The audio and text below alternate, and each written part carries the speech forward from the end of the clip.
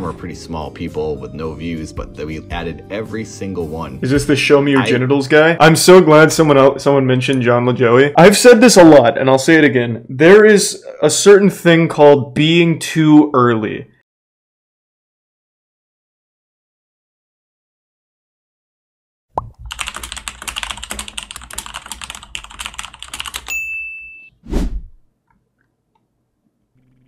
This. I know this guy. Like, what do you mean? This was a huge YouTuber.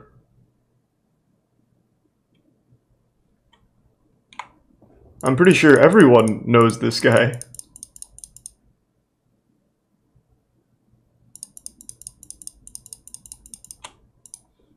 Okay, I'll let it ride for a minute anyway. Nathan Barnett. Probably one of the most famous individuals you've never heard of. From appearing in popular GIFs, to pulling dangerous stunts, to commercials and TV shows. He's been around for quite some time, and yet, there was one moment where he almost lost everything. This is the story of Nathan Barnett. Thanks for your sub, Grandmaster and Salty Grump. It was alright, Colby didn't really do much today. Before we continue, I have a question for you. How many of you watching more often than not listen to my videos in the background while doing something else? This is something that I do a lot with YouTube videos too, and that's why this video is sponsored by Audible. Audible is the leading and is a filmmaker. More text inside a mind, 500. But like, I'm that guy that everyone's seen, but no one knows who they are. It's like, oh, that's that guy. That's that weird bald guy that's always dancing. Nathan Barnett is a filmmaker, a stuntman, a dancer, and a content creator here on YouTube. In fact, he's been on here since the dawn of its creation. My friend Paul, who's a director that I've worked with in the past, he's like one of my oldest best friends from Massachusetts. Then YouTube came out and I loaded a video on his channel in 2005. It was a cartoon that I made called Barricade. That was my very first upload, like the first year of YouTube. And then I started my channel in 2006 because he didn't want to keep loading my videos to his channel. I didn't make a channel because I didn't understand. I actually mailed him a CD too with the QuickTime on it to Massachusetts from California, and he loaded that as my very first video. And then after that, when I had made my channel, I started loading my videos in the Santa Monica Public Library on the computers at the public library. I feel like most people know this guy. With the internet. After uploading to YouTube for only a month, he found instant success. His first viral video being a clip from a short film he put together called We've All Got Problems. Goofy. And it was me on a pogo stick with my brother timing me with a stopwatch, and then I throw the pogo stick and it hits a guy in the face, and it's just kind of like a random moment that I thought worked as a video. So I put that on there just because I was trying to load some of my older things on YouTube. I have no idea who he is. I guess this proves the point. But all of his content back in the day was like front page material. Like YouTube used to have the currently being watched tab where it would just show every video that anyone was watching anywhere in the world. Nathan dominated that. Nathan was always in that tab. Always. YouTube also used to have most viewed for the day, week, month. Nathan, anytime he posted, was top. So it's shocking that people, I mean, I guess it's been, what, 10 years? So I guess if you're like newer to the internet, maybe you don't recognize him, but you definitely recognize the GIFs. Like, this is probably his most famous one. Thank you for the 5 gift subs, Pink. I appreciate the generosity, man. And thanks for your sub, Cologne, Lieutenant, Stev, and Robstar. I just want to do the stairs one. Where's that at? I think it's in this video. Here, let me go to it. You can't talk like that to RoboCop. Do you realize what would happen if you were fresh to him? Bang! This one.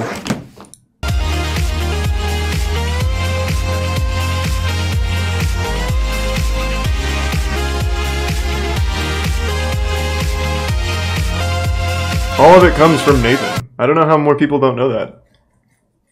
That's pretty crazy. Never seen it. What? How old is chat? Only has 900,000 views, so definitely not that known, I guess. But it wasn't just this video. It was a bunch of re-uploads. If I remember correctly, Nathan also used to have another channel posting his content. I just can't remember what it was called. So mainly early 20s. early to late 20s. Yeah, I guess it just depends on when you got on the internet then. That got like over 300,000 views in 2006. You said Noxus, Gary, had no Noob, audience, and no Zusi, subscribers. Prime Phenome. It was crazy to me. I was like, this is insane how many people have watched this. So right away it happened, and I was like, okay, I'm gonna load everything to here. And then I started doing more characters, and I had a lot of characters. I was performing at the Upright Citizens Brigade, so I was always workshopping things, and then everything I did live at the theater, I would then go and film in a video and put it on the internet. I think it's just one of those things where he was too early. What really started taking off was the character I did called Trail Luaus, who was the self-proclaimed spokesperson for Skittles, and he can't even say the brand right. He says Skittles. So he's basically like a crazy guy in a back alley filming himself making commercials for a major company that doesn't need commercials. But this dude likes the candy. Hey, hey, it's me, it's Trail Luaus. Give me a tasty Skittles go. And those got a lot of attention, and Skittles actually made me the spokesperson for Skittles for an entire year. Check the new Battlefield update. Did they fix anything? Skittles vending machine, a boombox. That was a competition for a fan to fly out to LA and be in a commercial with me. They really jumped on board, so that was pretty wild. And then from there, that was like 2008 or something, and then I ate this man's asshole once. I know him. So from there, things just started kind of going crazy, and a lot of the characters I would do would get more attention because there was more people watching.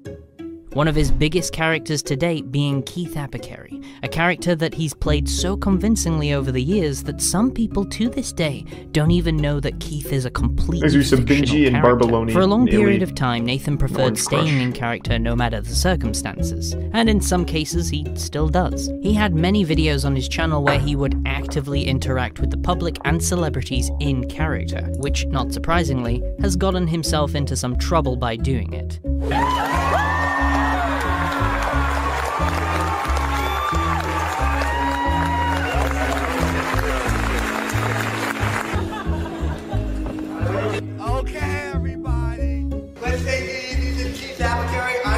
I know Keith, but not the actual guy. This is blowing my mind, man. I thought everyone knew Nathan. Well, I guess anyone that's been on YouTube for a long time, I suppose. But yeah, I really thought most people knew him.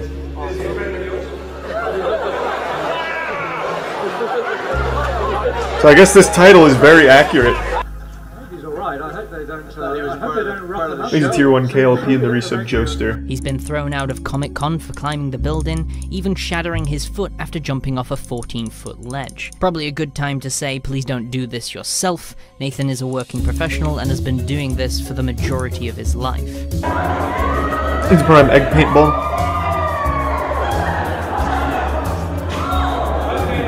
Nathan seemed to be riding at an all-time high, and was even starting to make brief appearances in TV shows and commercials, but around 2012, a shift started to take place on the internet. The popularity of Facebook and Instagram kickstarted multiple accounts created by individuals that would dedicate their time to posting compilations of funny videos and images they found entertaining online. Problem is, none of the content they shared would get credit, and because this was a new thing, there were no rules or places to report this content. So we call those people heroes. Get away of stealing content from other creators, not giving them any credit, and then making profit off of it too. Due to Nathan's content involving extreme stunts and funny dancing in public, he was one of the biggest targets for this. When I started making music videos is when things started getting stolen. These are because bands and DJs and different labels and music labels would take their own music and put it underneath my visuals, and they'd load it to Facebook where no one could really like copyright claim it and grab it.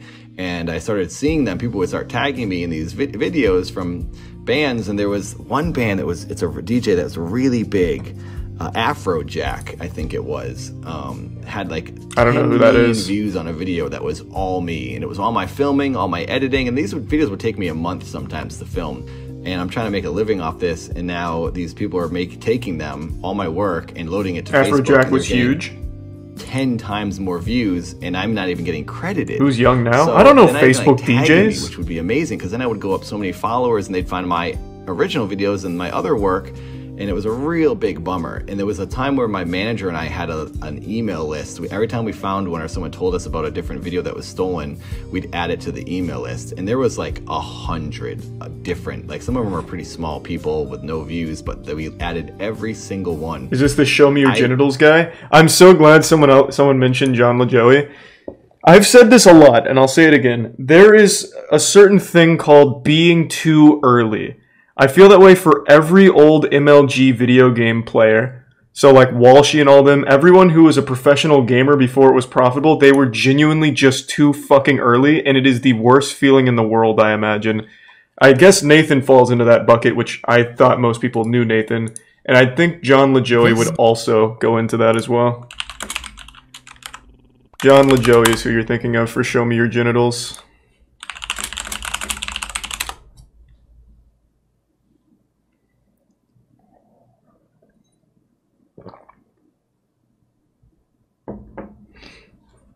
It's a fucking shame, man.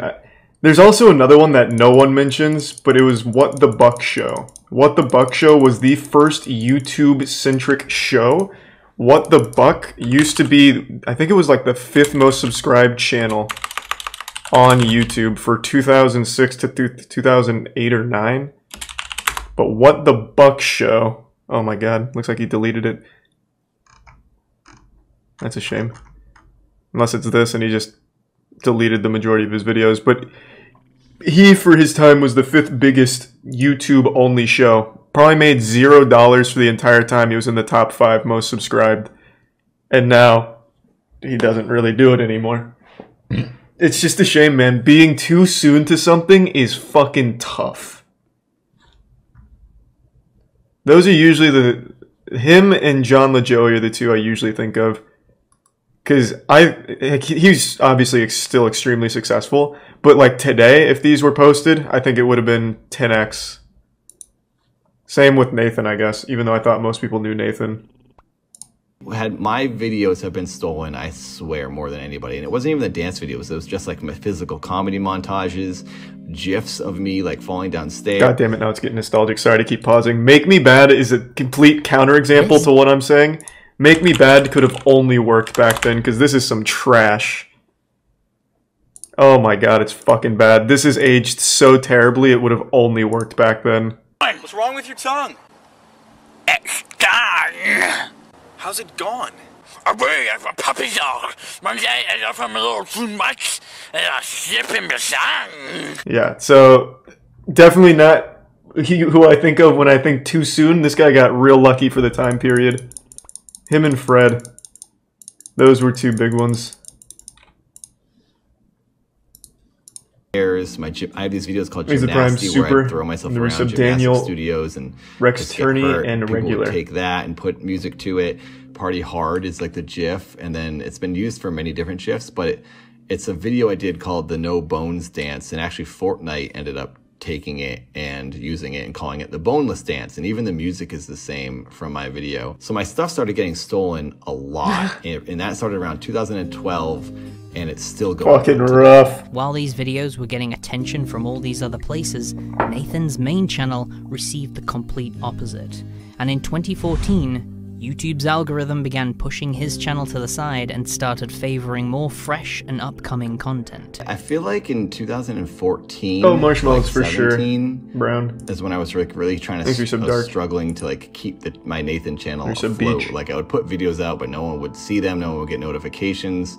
And I'd make posts, and I'd make posts on Twitter and Instagram, and people would say like, oh, I didn't even know you were uploading still. YouTube didn't tell me. So I was kind of like victim of the algorithm, I guess, of no one knowing I was uploading. And people kept tweeting me saying, when are you going to do a new Trail House video? And I was like, I just did one this week. And they were like, oh, I didn't know. So Nathan, I was really disheartened. Can he sue Fortnite? Putting effort into my videos and filming them and doing all this work to like not get any views. I was just kind of like, this isn't working. And that I'm an actor, so like I rely on like getting acting work and then making my YouTube videos when I'm not, you know, getting work or there's no auditions. So if there was a point blackout, but I'll have 2017 wish you the best where I hadn't booked a job in a while and I had $1,000 left and my rent was $1,500. I didn't know what I was going to do, and I wasn't making anything off of YouTube because no one was watching the videos. And I actually bought a van. I sold my car and I bought a van in anticipation of having to move into it in a couple months because I didn't have enough money to pay for rent anymore, and I didn't know what was going to happen. So, and this was right when I had just filmed a batch of dad videos, and I was editing them, and I thought, well, I'll upload these videos, and I actually thought about how I might have to go to the library to like upload more videos, because I'm always going to film stuff and edit things and load stuff. God, that's so fucking sad. That's like what I want to do. But I had it all set up so that I could live in my van. And my brother Seth actually lived in a van for a couple of years. Granted, he parked in front of our apartment and would come in, but living in a van wasn't like a weird thing to me because my brother did it and I saw how it could be easy to do if I needed to. So I was fully prepared to move into my van. I had a bed and I had everything ready to go in case I had to move into it. While coming incredibly close to losing his home and having plans to move into his van, Nathan finally got round to uploading a project he'd been working on. Yeah. I wanted to do something different and something that wasn't as comedy driven. So it seems like a lot of you recognize him from Dad. With what these people just taking my stuff, I thought it was kind of a good concept for a story where people knew. This is like my audience knew that my stuff was being stolen all the time. It was like something I was always complaining about, and they would help me, you know, tag me and things so I could at least get credit for stuff. So I thought, what a cool way for me to start a story if I said, hey guys, it's still happening. Someone went really far this time and they started deep faking me completely, and they're making a whole series with my face. I thought that would make people really want to watch this series, to keep their eye on it, to be like, whoa, this is actually pretty impressive that they could steal this guy's face, and I want to watch it to see what they're going to do. The main focus of the project was around a stereotypical American family, quite literally, to the point where most of the characters don't actually have real names and are only referred to as their role in the family. Dad is called Dad, daughter is called Daughter, mother is called Mother. Nexpo has that video. Nexpo did a video on Dad? The behind it all was that Dad was a robot created by the wife, Cheryl, to be her cash cow and make money online to fund her science experiments, because she was the only one out of all of them that was real, that and the neighbor. Originally it was going to be just nothing, Nathan had nothing to do with it. It was going to be, Cheryl made these robots to, you know, be this like dancing monkey on YouTube, this like wholesome, you know, appealing, funny guy, like a sitcom. Like there's always like the goofy dad, and then there's like the attractive wife, and that's kind of like what they always do in sitcoms. So I was using that mentality where I had my friend Erica, who's a pretty woman, and I was like, well, this will be funny. I'll just take the whole sitcom trope and angle and hey, happy Thanksgiving, Quack. Then I had to add the Nathan thing into the story because everyone was so confused by what my marketing ploy of them stealing my face. So I added Cheryl tried taking Nathan and mind controlling him, and I watched the Zach Brinke video already. To make bots that looked a lot like him because Nathan's mind was too strong. After incorporating more cryptic stuff into the channel, he was then covered by several other YouTubers that talked about strange stuff online, which brought the Dad story to a much bigger audience that Nathan was not expecting. There was more activity on the Dad channel with 5,000 subscribers than there was on my Nathan channel with almost 400,000. And then when I started like getting the full videos uploaded, my ad revenue was going up, and I had the Nathan channel and the Dad channel now, and it literally saved. When are you gonna play Halo again? Probably play Halo tomorrow. Out of the house. So I was gonna play it tonight, but I'm just a little tired, so I don't really feel like sweating. Dad saved. Yep. He's never gonna let you live that down, you know. Nope. Not only has Dad saved Nathan's life, but it's given him the platform to experiment with different projects that he's wanted to work on for quite some time. Now he makes music, he live streams, he's even started his own investigation. Oh my god, that fucking mustache is nuts. Is that real? This is like that mustache you see in old Looney Tunes, like when they're doing a Western. Holy fuck. That's crazy. That is the meatiest mustache I've ever seen in my goddamn life. Yeah, this is Nathan. It's all Nathan. Well, this might not be. Jesus Christ, I don't know anymore with a stash like that. series called Reality, which is a parody of videos like mine and Game Theorists, where he makes up theories about other YouTubers and other stuff that he just finds interesting. I get a lot of people saying they don't watch Dad because it's too much story to keep up with. Garfield but the truth mustache. is, most of the content on Dad doesn't really connect to each other anymore. Dad is more of a YouTube personality that Nathan has created for himself, which is kind of genius when you think about it. Because now he can pretty much have that second chance that he's been looking for on a completely new channel. Paper, coffee cup, and eternal dedication to the corporation. This may be my last video on Nathan and Dad, as I don't feel like there's any more to really say. I think Dad is an interesting channel, but I also feel Nathan's life has been an interesting roller coaster that shouldn't go unnoticed. We tend to hear a lot of success stories around YouTube, and while Nathan's is still a success story, it does kind of address some of the hard times that we don't always see people go through. Not every YouTuber is in that 1% that makes millions. Some can struggle to barely make even. I wish the best to any of the creators out there that are going through what Nathan went through or worse. I hope one day you get your second chance too. Thanks, resub Tay-Day. Take care, everyone. I'll see you in the next video. How is that Dad channel doing? Is it still popping off? I haven't checked in a while. Seems to be doing well. Nice. What the fuck is this? Oh, it's a kid's channel. I thought this was part of his channel. I was gonna say, what the fuck happened here? It took a weird turn.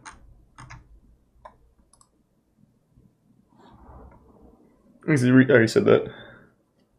And thanks, Sniffy. Yeah, I guess I'm up for it.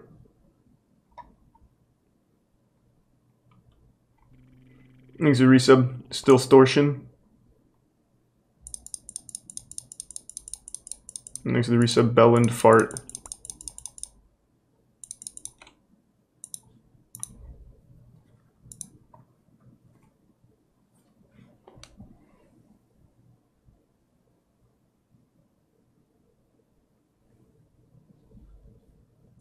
Thanks to the Bits Bob Sack.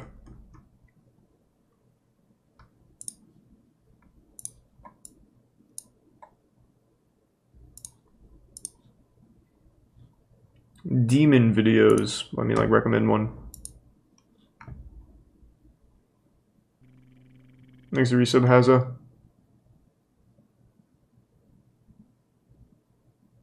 No, we're saving the slapping stuff for a little while. No rush.